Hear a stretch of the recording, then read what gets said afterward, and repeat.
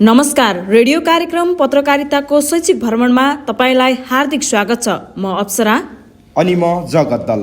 मध्यपश्चिम विश्वविद्यालय मानविकी समाजशास्त्र संकाय अन्तर्गत पत्रकारिता र आम सञ्चार शिक्षण विभाग स्नाकोत्तर दोस्रो सेमिस्टरको रेडियो समाचार र कार्यक्रम उत्पादन विषयको पाठ्यभार पूरा गर्नका लागि प्रयोगात्मक रेडियो सामग्री 2080 तयार पारिएको हो। यो कार्यक्रममा हामी शैक्षिक भ्रमणका लागि नयाँ दिल्ली स्थित विभिन्न पत्रकारितासँग सम्बन्धित रहेका संस्थाको अध्ययन अवलोकनका विषयमा विभिन्न सामग्रीहरू तयार पारेका छौँ। पत्रकारिताको शैक्षिक भ्रमण र त्यसको भूमिकाका बारेमा तयार पारिएका सामग्री र शैक्षिक भ्रमणले पत्रकारिता प्रवर्धनमा पुर्याएको योगदानसहित रेडियो रिपोर्ट, समाचार, अन्तर्वार्ता, जनमत र सूचना प्रसारण गर्नेछौँ।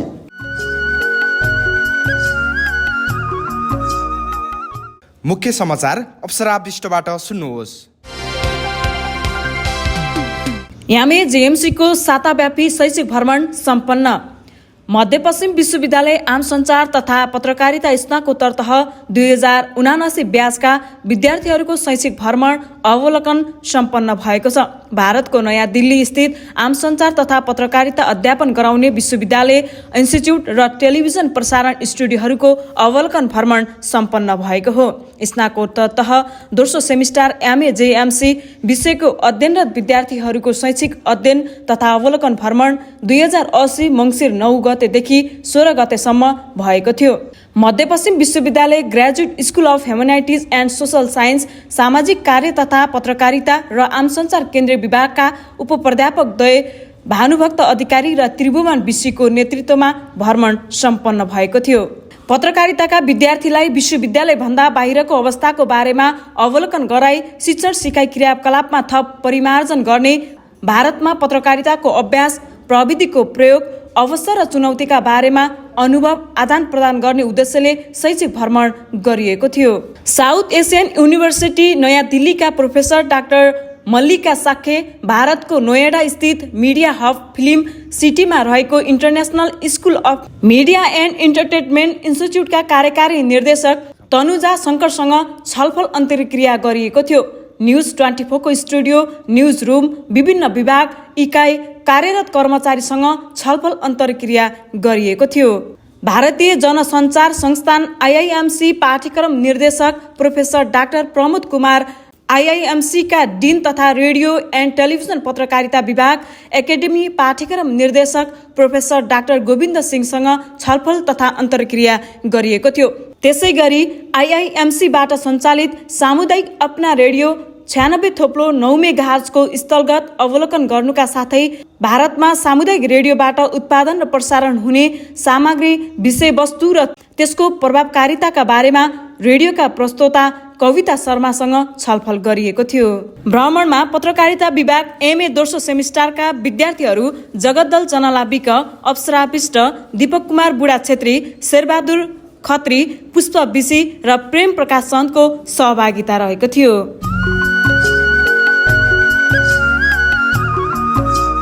यसै सन्दर्भमा हाम्रा सहकर्मी दीपक कुमार बुढा छेत्रीले गर्नुभएको कुराकानी। हमारी प्रोग्रामिंग पे फोकस ज़्यादा रहती है बिकॉज जो कम्युनिटी रेडियोज हैं वो न्यूज़ तो एस्टैब्लिश करते नहीं हैं क्योंकि उनको गाइडलाइन ऐसे नहीं होती है। तो हमारे पास जो एक्चुअली हम जो न्यूज़ भी देते हैं उसको हम सूचना के तौर पे बताते हैं। हम लोग न्यूज़ हेडलाइंस नहीं देते, लेकिन हम लोग न्यूज़ देते हैं, बट उसका तरीका डिफरेंट हो जाता है। या तो हम उसको प्रोग्रामिंग, जैसे हमारे यहाँ पे रोजगार समाचार से रिलेटेड एक प्रोग्राम चलता है, उसको हमने एक प्रोग्राम के फॉर्म में दे दिया है जिसका नाम है रोजगार समाचार अपना करियर।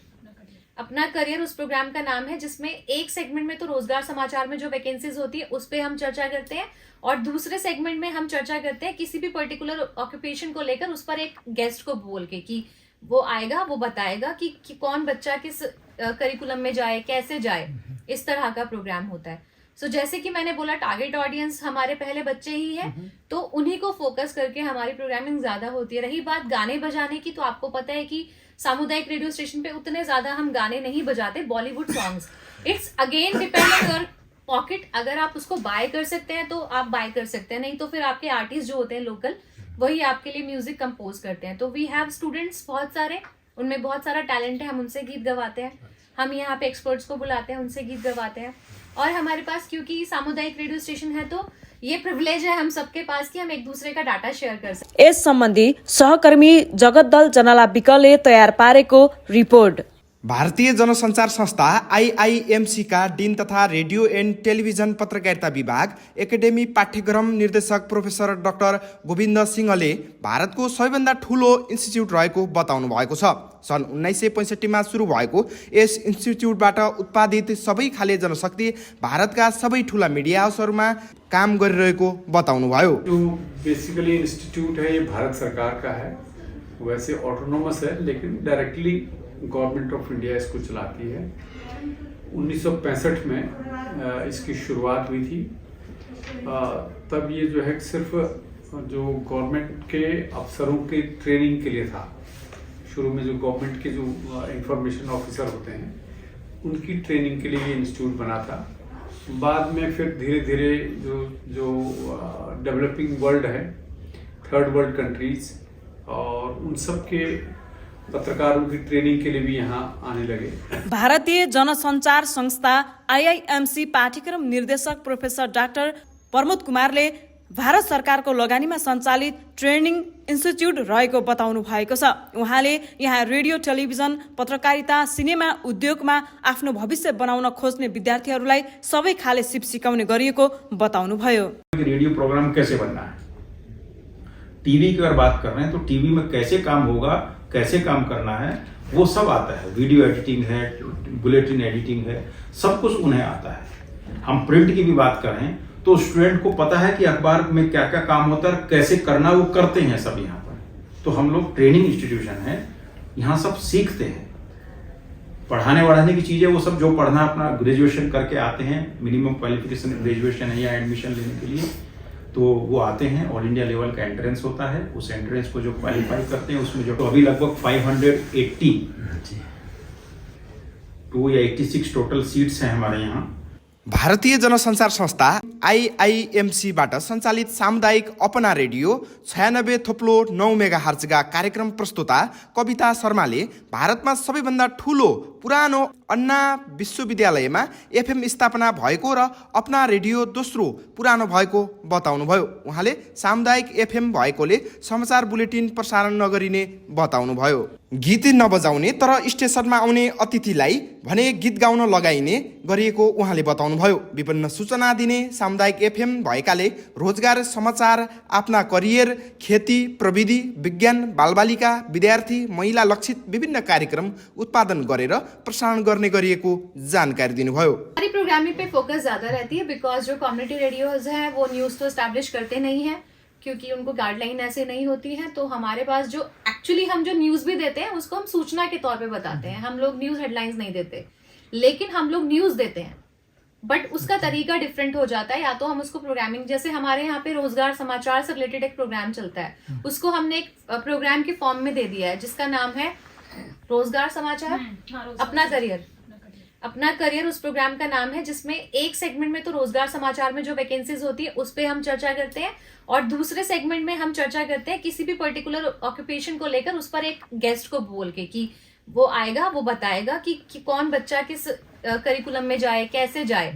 इस तरह का प्रोग्राम होता है। सो जैसे कि मैंने बोला, टारगेट ऑडियंस हमारे पहले बच्चे ही है, तो उन्हीं को फोकस करके हमारी प्रोग्रामिंग ज्यादा होती है। रही बात गाने बजाने की, तो आपको पता है कि सामुदायिक रेडियो स्टेशन पे उतने ज्यादा हम गाने नहीं बजाते, Bollywood songs. It's again depend on your pocket. अगर आप उसको बाय कर सकते हैं तो आप बाय कर सकते हैं, नहीं तो फिर आपके आर्टिस्ट जो होते हैं लोकल, वही आपके लिए म्यूजिक कंपोज करते हैं। तो वी हैव स्टूडेंट्स बहुत सारे, उनमें बहुत सारा टैलेंट है, हम उनसे गीत गवाते हैं। हम यहाँ पे एक्सपर्ट्स को बुलाते हैं, उनसे गीत गवाते हैं।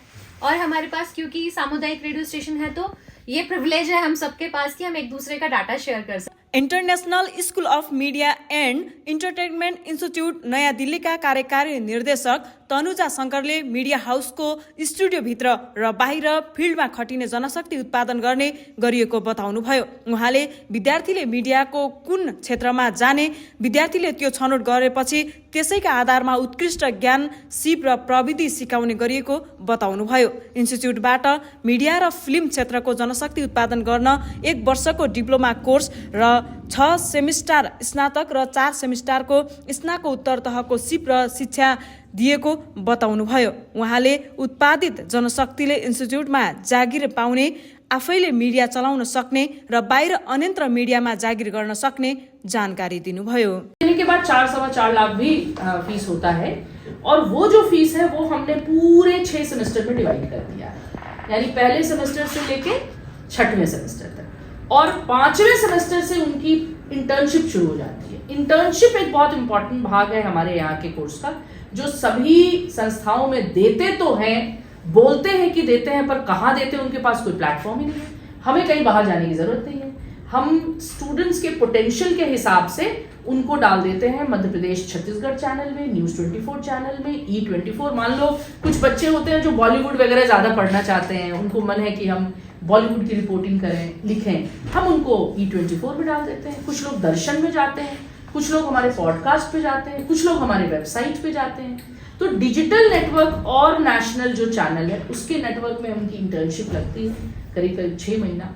उस 6 महीने के बाद जो बच्चे टिक गए उनकी इवैल्यूएशन होकर के उनको जॉब ऑफर किया जाता है। जो नहीं टिके, यानी किन्हीं को ABP चले गए, आज तक चले गए, उन्होंने अपना शुरू कर दिया यूट्यूब चैनल, उनको हम रोकते नहीं। उनको हमारी तरफ से छूट होती है कि न्यूज़ 24 के बाद और तुमको स्वाद चखना है, चले जाओ। साउथ एसियन युनिभर्सिटी नयाँ दिल्लीका असिस्टेन्ट प्रोफेसर डाक्टर मल्लिका साक्यले सार्क राष्ट्रका नागरिकहरूले अध्ययन गर्न पाउने विश्वविद्यालय भएको जानकारी दिनुभयो। आम सञ्चार, पत्रकारिता, समाजशास्त्र, फिल्म क्षेत्र मिल्दोजुल्दो विषय भएकाले उच्च शिक्षा हासिल गर्नेहरूका लागि छात्रवृत्ति सुविधा दिइने उपयुक्त विश्वविद्यालय भएको बताउनुभयो। Staff and some faculty members live, but some faculty members are living outside, that I live outside. We have, let me just try to see, we don't have journalism and mass communication, but maybe the area that comes closest is perhaps international relations and sociology, and both of them are part of the Faculty of Social Sciences. So I'm happy to see students from IR and sociology here. Other than that, we have law, economics, and biotechnology, mathematics, and computer science, which are slightly different fields. मध्यपश्चिम विश्वविद्यालय आम सञ्चार तथा पत्रकारिता विभागका उपप्राध्यापक भानुभक्त अधिकारीले भ्रमणका क्रममा south Asian युनिभर्सिटीमा आयोजित छलफलमा MUका बारेमा जानकारी गराउनु भएको थियो। मिडवेस्ट युनिभर्सिटी चाहिँ 2010 मा इस्टाब्लिस भएको स्टेट फन्डेड युनिभर्सिटी हो र outside Kathmandu mass communication subject चाहिँ हाम्रो पहिलो मास्टर्स प्रोग्राम सञ्चालन गर्ने पहिलो युनिभर्सिटी आउटसाइड काठमाडौँ र यो चाहिँ अहिले यहाँहरू यो ब्याचमा यहाँ आउनुभएको विद्यार्थीहरू चाहिँ 2टा सेमेस्टरको हुनुहुन्छ र उहाँहरूमध्ये सेकेन्ड सेमेस्टरको स्टुडेन्टहरू they are going to produce radio program, field work based will study related to media and मध्यपश्चिम विश्वविद्यालयका आम सञ्चार तथा पत्रकारिता विभागका उपप्राध्यापक त्रिभुवन विशीले भारतीय जनसञ्चार संस्था IIMC मा MUका बारेमा जानकारी गराउनु भएको थियो।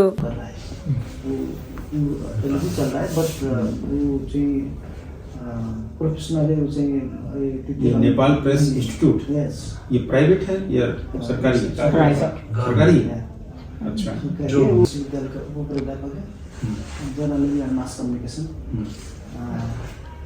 सब लोग हमारे विद्यार्थी स्टूडेंट हैं, गुड मास्टर्स लेवल के मास्टर्स, गुड। यसै सन्दर्भमा हाम्रा सहकर्मीले गर्नुभएको कुराकानी अब सुन्नौ उहाँसँगको कुराकानी। जो महिलाएं हैं, गर्ल्स हैं, उनकी एंट्री बहुत बड़ी संख्या में मीडिया में बढ़ रही है, हर साल बढ़ रही है। आप सोचिए हमारे यहाँ IIMC में जो प्लेसमेंट होती है, मुझे पक्का यकीन है कि गर्ल्स की प्लेसमेंट बॉयज से कम नहीं है, ऑलमोस्ट इक्वल लेवल पर है, और बहुत सारी गर्ल्स टैलेंटेड है जो बॉयज से भी बेटर पैकेज जिन्हें मिल रहा है। तो यहाँ सबके लिए इक्वल अपॉर्चुनिटीज हैं, और मेन स्ट्रीम मीडिया में गर्ल्स एंकरिंग में तो हैं ही, रिपोर्टिंग में भी है, फोटोग्राफर है, कैमरा पर्सन है, यानी जो काम नॉर्मली माना जाता है कि सिर्फ पुरुष ही करते हैं या बॉयज ही करते हैं, उन कामों में भी महिलाएं हैं। और जो मेन स्ट्रीम बीट है, पॉलिटिकल बीट है, क्राइम की बीट है, डिफेंस की बीट है, साइंस एंड टेक्नोलॉजी की बीट है, जो मेन बीट्स हैं उन पर भी लीड रोल में महिलाएं काम कर रही हैं। बहुत सारे मीडिया हाउसेस हैं जिनकी तो हेड महिलाएं हैं। पंजाब केसरी की हेड महिला है किरण चोपड़ा, मालकिन। और आपका ये न्यूज 24 की जो मालकिन है अनुराधा प्रसाद, वो महिला है। हिंदुस्तान टाइम्स की जो मालकिन है शोभना भरतिया, वो महिला है। एएनआई की जो है स्मिता प्रकाश, वो महिला है। तो महिलाओं के लिए बहुत खुला आकाश है, महिलाओं के साथ कोई प्रॉब्लम नहीं, पूरा पुरुषों के बराबर वो काम कर रहे हैं। कई जगह तो पुरुषों से भी बेटर काम कर रही है। तो महिलाओं के लिए बहुत अच्छा माहौल है। आप जो प्रसार भारती है, हमारा दूरदर्शन है, ऑल इंडिया रेडियो, सब जगह महिलाएं बहुत अच्छी बड़ी संख्या में काम कर रही है। और अभी मीडिया में महिलाओं की संख्या मतलब इंस्टीट्यूट्स में भी बहुत तेजी से बढ़ी है। प्रभावकारी पत्रकारिता गर्न के गर्न पर्ला भनेर आज हामीले भारतका विभिन्न सञ्चार माध्यममा कार्यरत कर्मचारीलाई सोधेका छौं। उहाँहरूको भनाई जस्ताको तस्तै। एक वर्ष जति लाग्छ। त्यति बेलामा के सिक्नु सकिँदैन, रिसिभ मात्रै सिकिन्छ। एक वर्ष त कन्सल्ट गर्नै पर्छ। त्यो आम नेपालको लागि अलिक महँगै पर्छ। 15,000 जति त स्टाम्प अनुसार लिन्छ। अलि यहाँ निकै काम गर्न सिकिन्छ। अनुश्री का शो है तो वो हेल्प कर रही हूँ मैं, प्रोड्यूसर एंड एंकर। यस, ये है कांग्रेस अध्यक्ष दिल्ली का, तो उसका शो है। तो उसका शो नेशनल है, डिजिटल है। नेशनल में हम सब करते हैं। यहाँ पे वीडियो एडिटिंग होती है, ये सब प्रोड्यूसर है हमारे, ये सब स्क्रिप्ट लिखते हैं, देन स्क्रिप्ट हमारे पास आती है, देन हम सब यहाँ पे कट शट करते हैं। जो भी वीडियो होता है वो वीडियो काटते हैं, यहाँ पे विजुअल्स काटते हैं, वो हमें प्लॉट देते हैं। कुछ प्लॉट्स होते हैं जो हम सब निकालते भी यहाँ पे अपने यूट्यूब से, जो हमारा खुद का साइट है उसे निकालते भी हैं, कुछ डाउनलोड भी करते हैं, देन उसके बाद एडिट करते हैं, देन वो यहाँ से हम सब डक में डालते हैं या फिर हम सब ड्राफ्ट में डालते हैं, देन वहाँ से अपलोड होता है। वहाँ जो डिपार्टमेंट है आपको आगे जहाँ पे थंबनेल बनता है, वहाँ से थंबनेल ये सब बनवाते हैं, टेक्स्ट देते हैं, ये सब जो बताएंगे पढ़ाएंगे वो तो होगा ही, लेकिन एक्चुअल जो फील्ड में आप उतरोगे ना तभी आप सीखोगे बेस्ट। तो आप लोग काम ऑलरेडी कर रहे हो, वो बेटर है, बहुत अच्छा है। आप लोग काम करते करते कुछ पढ़ रहे हो। श्रोता, अब भने हामी कार्यक्रमको अन्त्यतिर आइसकेका छौँ। तपाईलाई कार्यक्रम भारतीय पत्रकारितामा अभ्यास र सिकाइ तथा यसमा प्रस्तुत गरिने सामग्री कस्तो लाग्यो? हामीलाई सल्लाह सुझाव र प्रतिक्रिया दिनुहोला। त्यसका लागि हाम्रो इमेल ठेगाना हो gmc@gmail.com। हवस् त, प्राविधिक साथी प्रेमचन्दसँगै म अप्सरा विष्ट र म जगतदल जनालाबिक बिदा हुन्छौँ। नमस्कार।